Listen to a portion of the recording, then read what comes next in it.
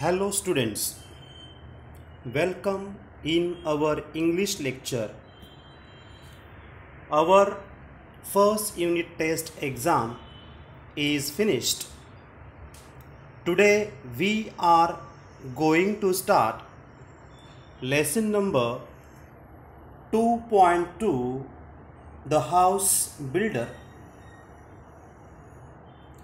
The lesson is very important. In this lesson,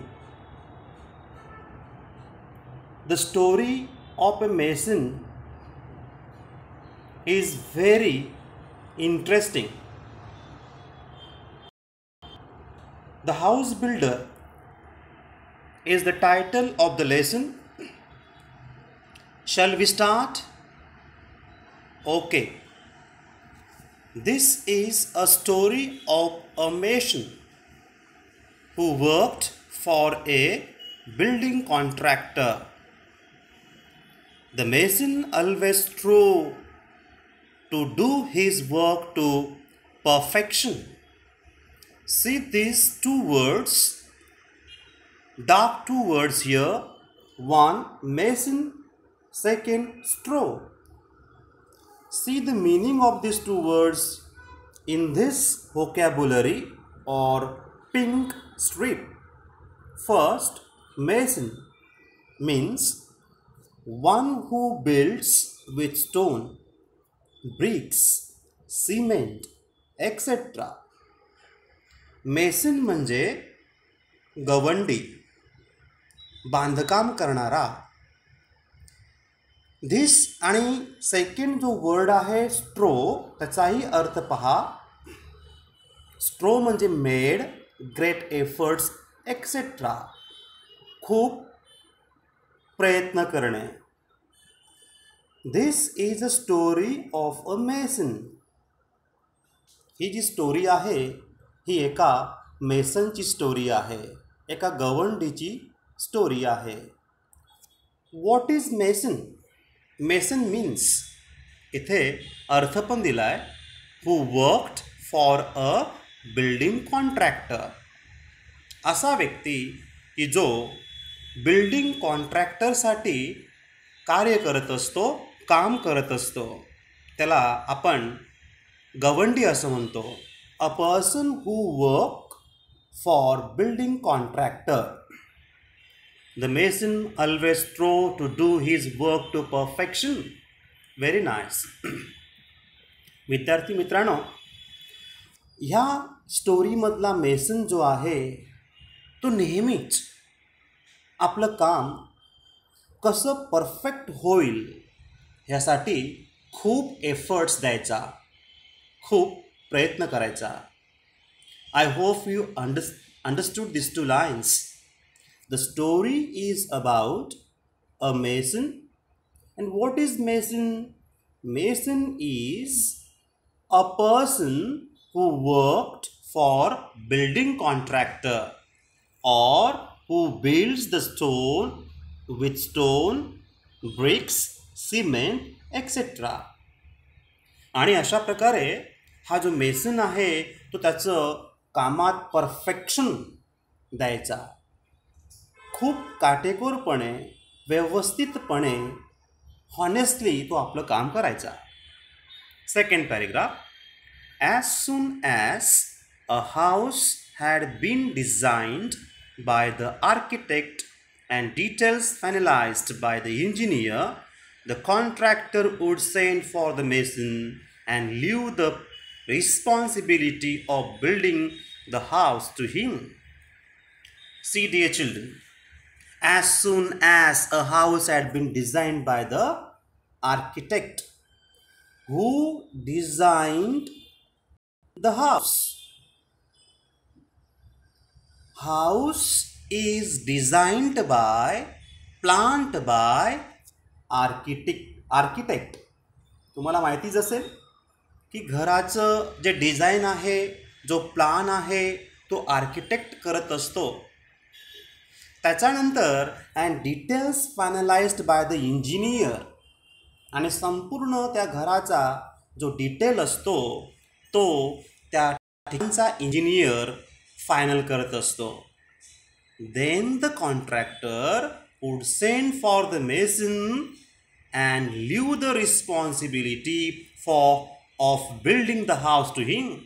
आणि त्याच्यानंतर तो कॉन्ट्रॅक्टर जो असतो तो कॉन्ट्रॅक्टर आपल्या मेसनला, गवंडीला ते संपूर्ण इमारत, ती बिल्डिंग बांधकाम करण्यासाठी रिस्पॉन्सिबिलिटी देत असतो. अशा प्रकारची एक पद्धत, प्रक्रिया बांधकामाची असते. तर विद्यार्थी मित्रांनो, या ठिकाणी आपण एक जर वाक्य पाहिलं, ॲज सून ॲज तुम्ही पाहत आहात, ॲज सून ॲज हे एक ग्रामरचं वाक्य आहे. तर पहा, मी स्क्रीनवरती लिहितोय. See this.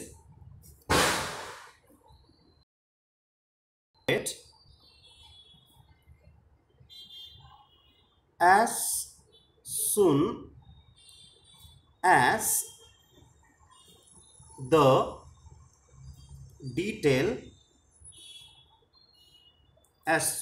the details were finalized,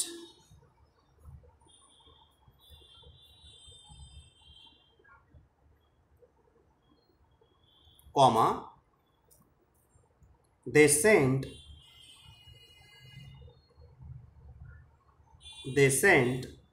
the mason. अशा प्रकारचं एक वाक्य आहे आणि म्हटलंय यूज नो सूनर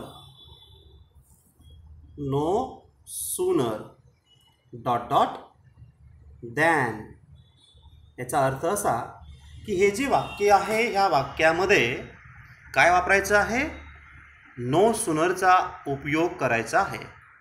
आता पहा विद्यार्थी मित्रांनो, कसा यूज करायचा या ठिकाणी. तर सोपं आहे. ॲज सून ॲज जो आहे ह्याच्याऐवजी आपण नो सूनर घ्यायचा. ॲज सून ॲजच्या ऐवजी नो सूनर घ्यायचा, त्याचा लोप करून. त्याच्यानंतर द डिटेल्स वेअर फायनलाइज्ड एवढं जे वाक्य आहे त्याच्यानंतर इकडे कॉमा पण दिलेला आहे. तर ह्या वाक्याचं रूपांतर क्वेश्चनमध्ये करायचं असतं. ते कसं करणार? तर ह्या वाक्यामध्ये हेल्पिंग वर्ब आहे का तो शोधायचा. तर इकडे वेअर हा हेल्पिंग वर्ब आहे. मग तो नो सूनरच्या नंतर लिहायचा. म्हणजे कसं? No sooner where. As soon ॲजच्या ऐवजी नो सूनर घेतला, त्यानंतर घेणार आपण वेअर. पुढे वाक्य आहे तसं लिहायचं. द डिटेल्स वेअरचा आपण लोप करणार आता इकडे. फायनलाइज्ड एवढं लिहिणार आणि हा जो कॉमा आहे त्याच्या ऐवजी दॅन घ्यायचा. Than they sent the mason, full stop. अशा प्रकारे इथे याचं उत्तर असेल. पहा उत्तर मी लिहितोय. वेट.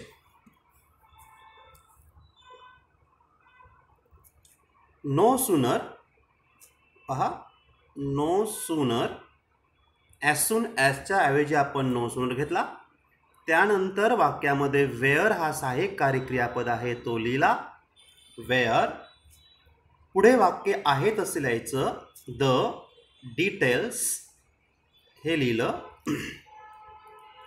नंतर आहे फायनलाइज्ड आणि कॉमा जो आहे त्याच्या ऐवजी दॅन लिहायचा. दॅन घेतला. व पुढचं वाक्य आहे तसं ॲज इट इज ते लिहायचं. दे सेंट असं ते पुढचं वाक्य आहे तसं लिहायचं आहे. तर अशा पद्धतीने विद्यार्थी मित्रांनो आपण या ठिकाणी नो सूनर हा घेतला आणि त्याच्यानंतर त्या ठिकाणी वेअर हा वापरलेला आहे व दॅन हा जोडलेला आहे. मला वाटतं हे तुम्हाला समजलं असेल. पुन्हा एकदा समजून घ्या. ॲज सून ॲजच्या ऐवजी नो सूनर पुढचं जे विधान असतं त्या विधानाचं प्रश्नामध्ये रूपांतर करायचं असतं आणि जो कॉमा असतो त्या कॉमाच्या ऐवजी दॅन लिहायचा व दॅनच्या नंतर पुढचं सेकंड उपवाक्य आहे तसं लिहायचं. ओके, चला पुढचं बघूया आपण. तर अशा पद्धतीने या ठिकाणी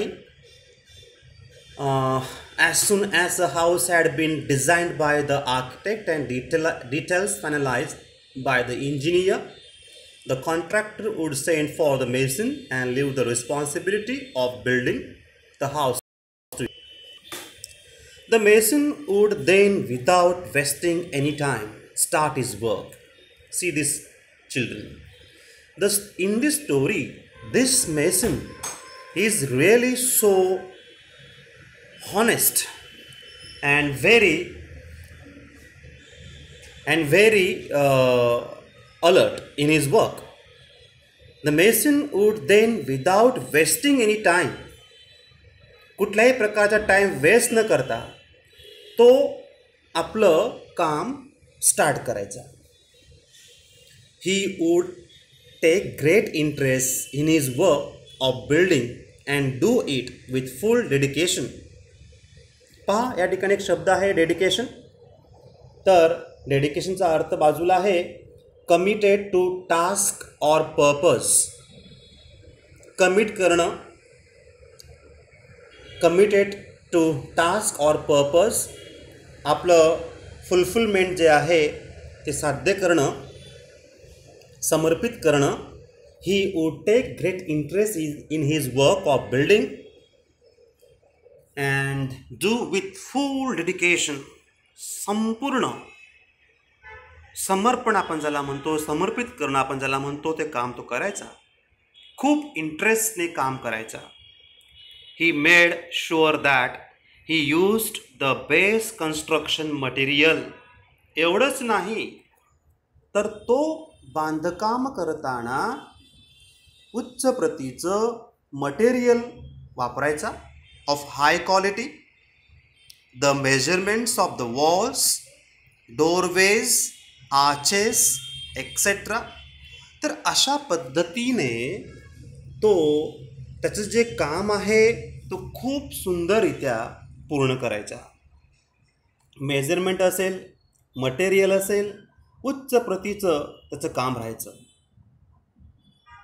the owners okay were perfect and he gave an excellent and appealing finish to whatever he built. The owners of the new houses built would be more than satisfied with the construction.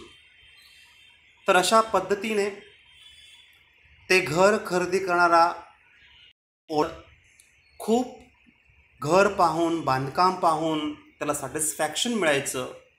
Because here the mason who gave his full dedication while constructing the house, because he always done his work honestly. And in this way, dear children, he made his efforts, great efforts doing the work, and therefore the owner, purchaser of that house or the flat, always satisfied due to the finishing, due to the work done by the mason. The owner of the new house built would be more than satisfied with the construction. See, dear children, here is one question. Why was the mason a very good workman? I hope you understand this question. Why was the mason a very good workman? याचा अर्थ मला कोण सांगू शकतं बरं? तर याचा अर्थ असा आहे की या ठिकाणचा जो मेसन आहे तो चांगला कामगार आहे होता. हे कसं आपण सांगू शकतो? Why was he was a good workman? Who can tell me the answer? Because he always gave his great effort while doing his work very honestly. Therefore, he was a very good workman.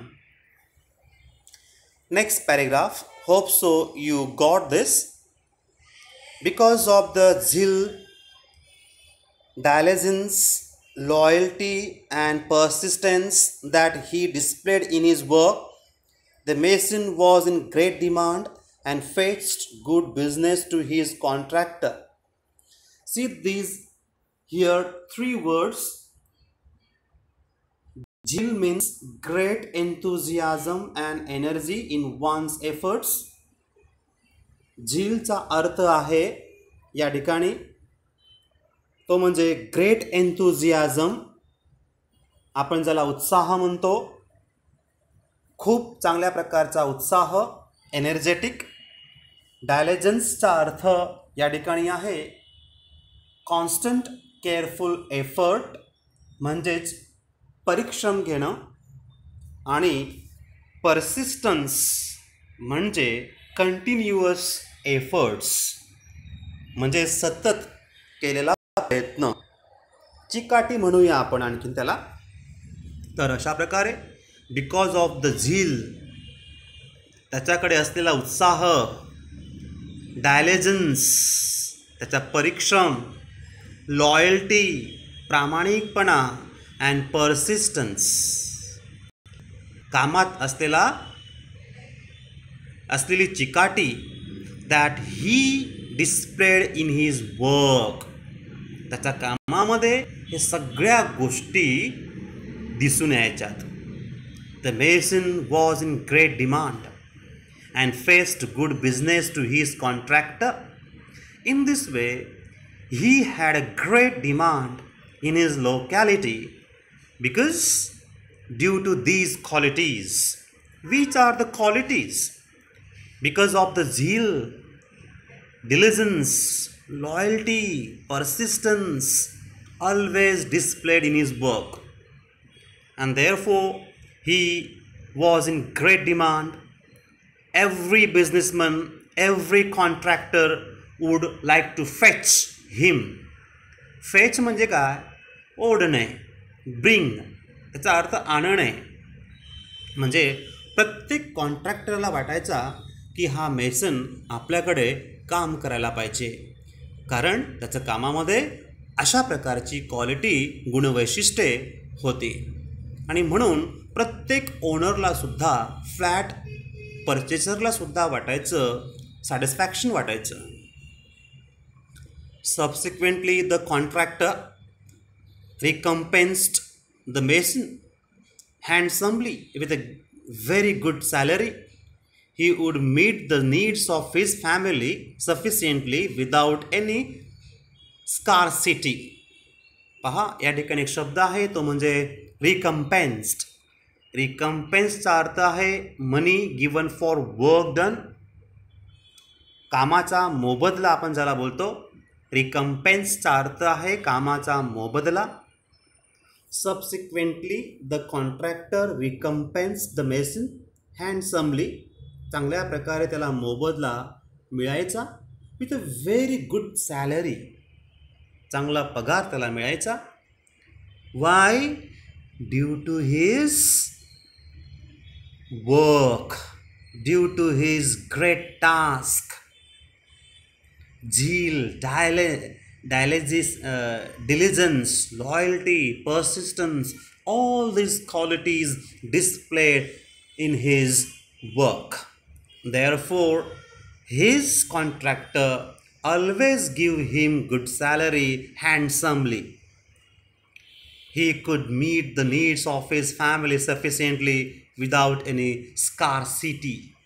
तर अशा पद्धतीने विद्यार्थी मित्रांनो, तो आपल्या फॅमिलीचं सुद्धा चांगल्या प्रकारे देखभाल, लक्ष द्यायचा, उदरनिर्वाह सुरू राहायचा. He could meet the needs of his family sufficiently. कुटुंबाच्या ज्या गरजा होत्या तो सफिशियंटली पूर्ण करायचा, विदाउट एनी स्कारसिटी, कुठल्याही प्रकारचा काकू न करता. तर अशा पद्धतीने या ठिकाणी आपण हा पॅरेग्राफ देखील पाहिलेला आहे. पुढे पाहूया. The mason thus continued working with great devotion for many years. अशा पद्धतीने अनेक वर्ष तो आपलं काम करत होता. With great devotion, with dedication, devotion dedication समर्पित भावनेने, till he became a grandfather.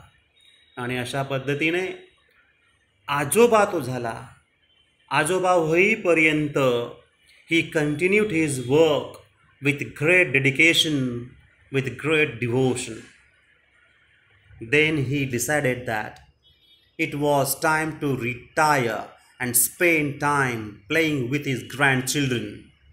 आणि सरते शेवटी जेव्हा तो आजोबा बनतो त्याने निश्चय केला की आता आपण रिटायरमेंट घ्यायची, म्हणजेच कामकाज बंद करायचं आणि आपला संपूर्ण वेळ ग्रँडचिल्ड्रनसोबत, नातवांच्या सोबत घालवायचा.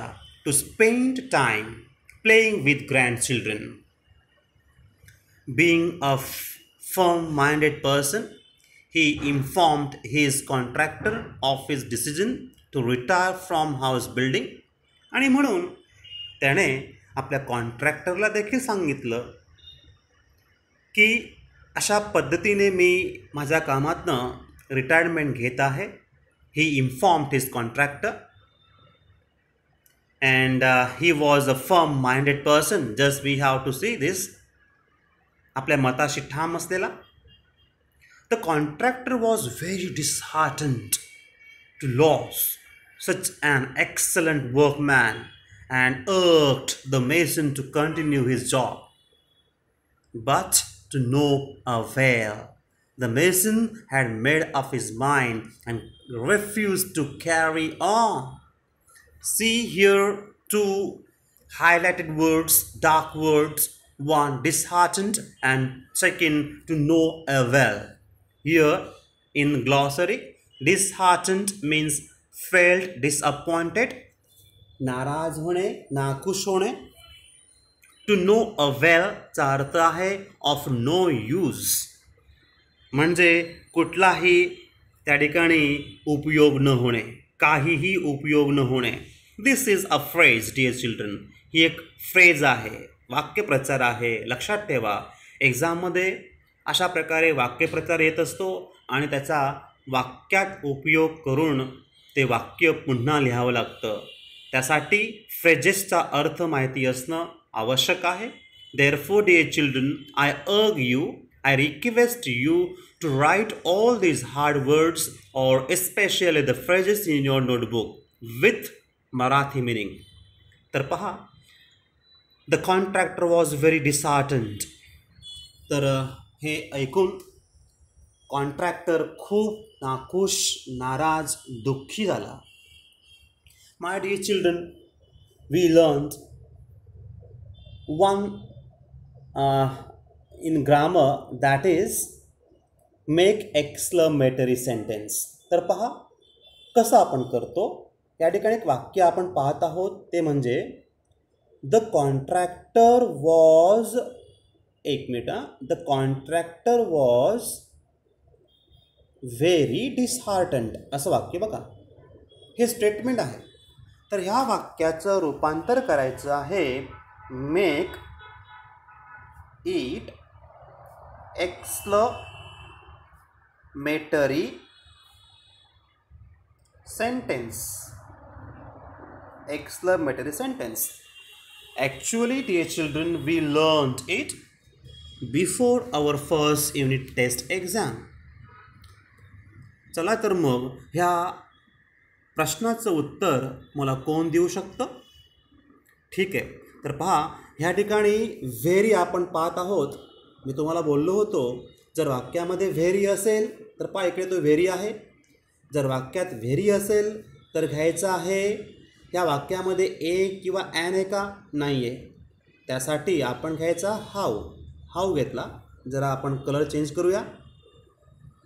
हां, तर पहा आपण इथे वेट, आपण हाऊ घेतला कारण वाक्यामध्ये ए किंवा ॲन नाही, म्हणून या व्हेरीचा ऐवजी आपण हाऊ घेतला.